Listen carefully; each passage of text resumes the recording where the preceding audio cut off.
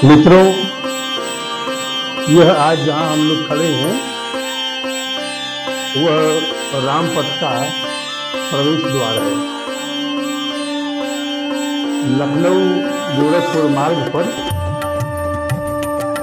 अयोध्या नगरी में circuit house के पास वाले ब्रिज से यह रोड कनेक्टिविटी 13 किलोमीटर की श्री अयोध्या जी के लिए बनाई गई है, जिसकी कुल लंबाई लगभग 13 किलोमीटर है। और यह रोड यानी रामपथ यहाँ से शुरू होता है वह शहादतगंज से, और इसकी आखिरी कड़ी जाके मिलती है रामलला जन्मभूमि के पास पोस्ट ऑफिस चौराहे पर।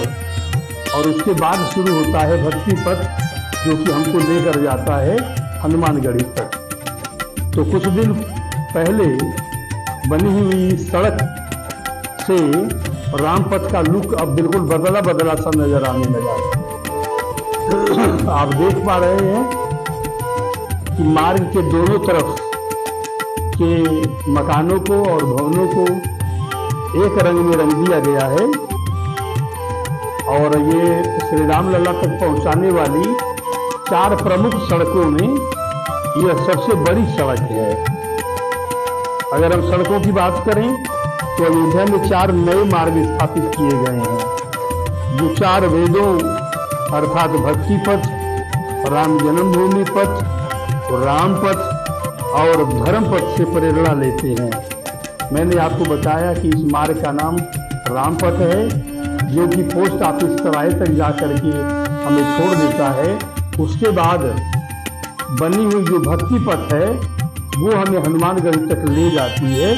और इस मार्ग की कुल लंबाई लगभग 13 किलोमीटर है, और जिसको बनाने में 845 करोड़ रुपए खर्च किए गए हैं।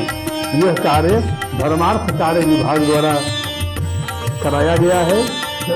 इस मार्ग की फिनिशिंग हो चुकी है। इस मार्ग के दोनों तरफ की सड़कों को और फुटपाथों को आने जाने लायक बना दिया गया है। फूल पत्ती लगा दी गई है, और जगह जगह पर सूर्य स्तंभ और फैंसी लाइट भी स्थापित कर दी गई है। यहाँ तक कि अभी कुछ 10 दिन पहले तक जो काम अधूरे पड़े गए थे वो सारे काम भी अब पूरे हो गए हैं। यहाँ तक कि इनके बगल का सर्विस रोड भी बनकर तैयार हो गया है, और उनके किनारों का जो फुटपाथ का काम था वो भी समाप्त हो गया है। बताया जाता है कि इस समय रामपथ के मार्ग की कुल चौड़ाई लगभग 100 फुट से भी अधिक है। जो छोटे छोटे कार्य दिख रहे थे कि अब कब पूरे होंगे, वो सब भी अब समाप्त हो गए हैं। रामनगरी अयोध्या को सजाया जा रहा है, और जिस तरह से अभी भी काम चालू है उस हिसाब से लगता है कि अयोध्या को सजाने का काम अभी और कुछ वर्षों तक किया जाएगा। मुझे लगता है कि, और आप इस बात को समझ सकते हैं कि जितनी सजावट और जितनी मेहनत की गई है अयोध्या को सजाने के लिए, और उसमें जितनी सुंदरता, जितनी भव्यता कायम हो सकी है, अगर कुछ लोगों का कहना है कि यह काम लगभग 4 वर्षों तक और चलेगा, और मैं कहता हूँ कि 4 वर्षों के बाद अयोध्या का जो रूप निखर करके आएगा वो वास्तव में अद्भुत होगा और अलौकिक होगा। यहाँ तक कि हालत ये है कि राम राज्य की तरह सज रही है अयोध्या, और उस अयोध्या में एंट्री करते ही भक्तों को एकदम सनातनी कल्चर का अनुभव होने लगता है। अगल बगल की दीवारों को अलग अलग कलाकृतियों से सजाया जा रहा है। सड़कों के किनारे लग रहे सूर्य स्तंभ भगवान श्री राम के सूर्यवंशी होने के प्रतीक को दर्शा रहे हैं। और धर्मपथ के सड़कों के किनारों पर दीवार बन रही है। उन शिलाखंडों पर, उन दीवारों पर रामायण काल के प्रसंगों को दर्शाया जाने वाला है, और काफी कुछ काम तो हो भी चुका है। दीवारें टेराकोटा फाइन क्ले म्यूरल कलाकृतियों से सजी होंगी, जो त्रेता युग की हमें याद दिलाएंगे। अयोध्या अब रंग रोगन, साफ सफाई और कलाकृतियों का नज़ारा हर तरफ आने लगा है। और इस राम पथ के मार्ग से होकर के इस समय हम लोग राम जन्मभूमि के ठीक सामने आकर खड़े हैं। और उस रास्ते में इतनी धूप के बावजूद भी आप देख पा रहे हैं कि श्रद्धालुओं की संख्या में बहुत ज़्यादा कोई कमी नहीं देखी जा रही है। और जिस रास्ते पर हम लोग खड़े हैं वो रास्ता सीधे चला जाता है लता मंगेशकर चौक की तरफ। वहीं पर थोड़ी दूर आगे सरयू मां नदी है और वहीं पर बगल में राम की पैड़ी है और ढेर सारे दर्जनों घाट हैं जो कि भगवान श्री राम से जुड़े विभिन्न विभूतियों के नाम से सरयू की पैड़ी में, राम की पैड़ी में उन घाटों का नाम रखा गया है। जैसे आप कभी राम घाट में नहा लेंगे, कल वैदेही घाट में नहा लीजिएगा, तो परसों कौशल्या घाट में नहा लीजिएगा, तो कभी कैकेयी घाट में नहा सकते हैं, कोई भरत घाट में नहा सकता है, तो कोई शत्रुघ्न घाट में नहा सकता है। यहाँ तक कि अहिल्या जी के नाम से भी वहाँ एक घाट बना हुआ है, लक्ष्मण घाट में आप नहा सकते हैं। तो अयोध्या में सरयू के किनारों पर घाटों की संख्या में कहीं कोई कमी नहीं दिखाई पड़ रही है और अयोध्या अब एक बदलाव के दौर से गुजर रही है। रामपथ के किनारों पर शेल्टरों को रामायण पर आधारित कलाकृतियों से सजाया गया है। मतलब रामायण में जो प्रसंग, जो कथाएं प्रचलित हैं, उन कथाओं को, कलाकृतियों को के रूप में उन शिला खंडों को, उन पत्थरों को सजाया गया है जो कि देखने में बड़े ही मनमोहक लगते हैं।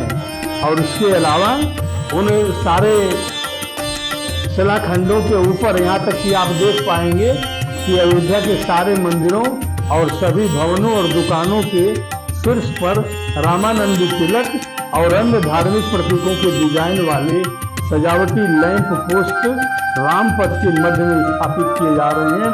और यह साज सज्जा आपको केवल रामपथ में ही नहीं दिखाई पड़ेगी, यह आपको भक्ति पथ पर भी दिखाई पड़ेगा और यह आपको राम जन्मभूमि पथ पर भी दिखाई देगा। तो अयोध्या पहुंचने वाले सारे मार्गों को सुंदर बना दिया गया है। और आप देख पा रहे हैं कि इस समय हम लोग जिस मार्ग पे चल रहे हैं, राम जन्मभूमि से लता मंगेशकर चौक जाने वाले मार्ग पर दोनों तरफ बहुत ही सुंदर भवनों को एक रंग में रंग दिया गया है।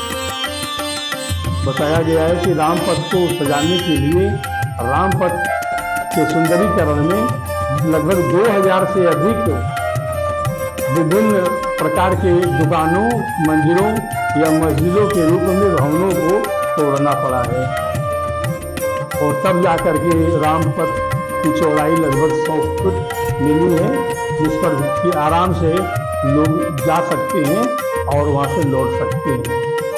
और कुछ ही देर में हमारी टीम लता मंगेशकर चौक में पहुँचने जा रही है।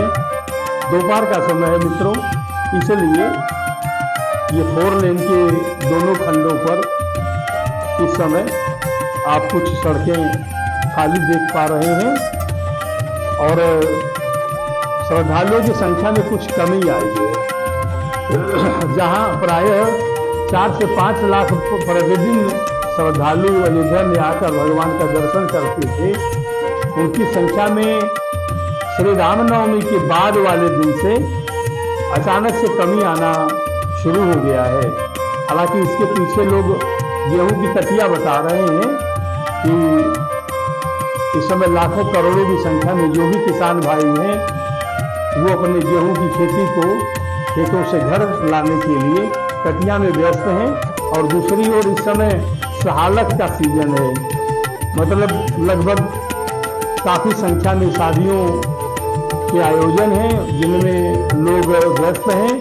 और दूसरा एक सबसे बड़ा जो कारण बताया जा रहा है वो ये है कि इस समय भीषण गर्मी का भी प्रकोप है। कभी कभी तो अयोध्या में 44 और 45 डिग्री सेल्सियस तापमान बताया जाता है। आप बताइए कि इतनी भीषण गर्मी में भी अब आपको अनुमान लगाया जा रहा है कि कभी 1 लाख, कभी 1,20,000, कभी 80,000 मतलब कि 1 लाख के कुछ ऊपर नीचे करके अभी भी श्रद्धालुओं की संख्या बनी हुई है। और उतने लोग एक सुबह 6 बजे से लेकर के रात के 10 बजे तक उन सड़कों पर, उन मंदिरों पर, श्री रामलला मंदिर के परिसर में, हनुमानगढ़ी के परिसर में, दशरथ महल रत्न सिंहासन से लेकर कनक भवन तक जो भक्तों की भीड़, श्रद्धालुओं की संख्या देखने को मिल रही है, ये उन्हीं लोगों की है जो कि अयोध्या आकर भगवान का दर्शन पाने का सपना सजोए थे और वो अपना ड्रीम पूरा कर रहे हैं। मित्रों, अयोध्या पूरी तरह बदल चुकी है। जो भी थोड़ा बहुत बच गया है काम, वो भी कुछ महीनों, कुछ वर्षों में पूरी तरह से कायाकल्प हो जाएगा। यहाँ तक कि महर्षि वाल्मीकि अंतर्राष्ट्रीय हवाई अड्डे को लगभग 1500 करोड़ की कीमत से अब तक बनाया जा चुका है।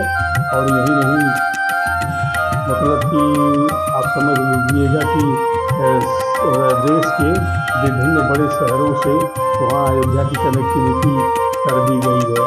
बेहतर सड़कों के जरिए रोड कनेक्टिविटी भी अयोध्या में लागू कर दी गई है। पूर्वांचल एक्सप्रेस वे हो, चाहे गोरखपुर लिंक एक्सप्रेस वे हो, इन सारे रास्तों के जरिए हम लोग बहुत बेहतरीन तरीके से अयोध्या में पहुँच सकते हैं। यही नहीं, बेहतरीन मल्टी लेवल पार्किंग की भी व्यवस्था कर दिया है सरकार ने। लगभग 3708 लाख रुपए से अयोध्या के टेढ़ी बाजार के पास मल्टी लेवल पार्किंग का निर्माण कराया गया है, जिसमें 282 4 पहिया और लगभग 309 2 पहिया वाहन बड़े आराम से खड़े हो सकेंगे।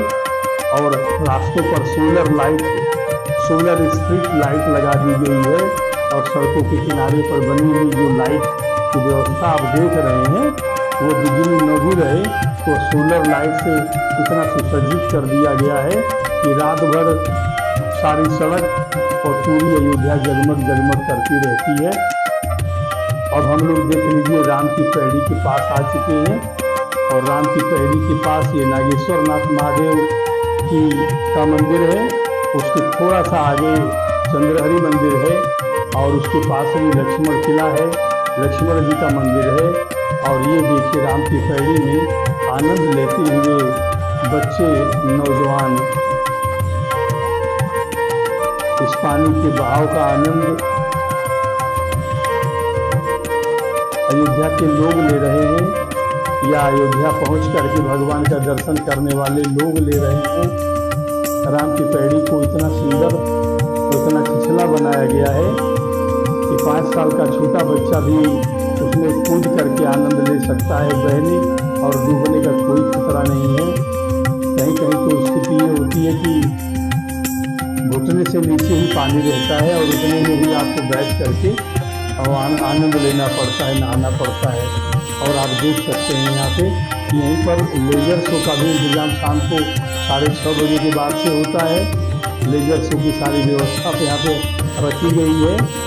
और इसी राम की पैड़ी पर स्नान करने के बाद लोग समीप नागेश्वर नाथ महादेव बाबा का दर्शन करते हैं और फिर पुनः निकल पड़ते हैं भगवान श्री रामलला का दर्शन करने के लिए।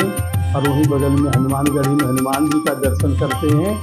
और उसके बाद आध्यात्मिक ऊर्जा से भरपूर होकर के अयोध्या से लौट करके अपने घरों की ओर रवाना होते हैं। और मैं आपसे खुद ही आग्रह करूंगा कि इस समय अयोध्या में भीड़ कम है।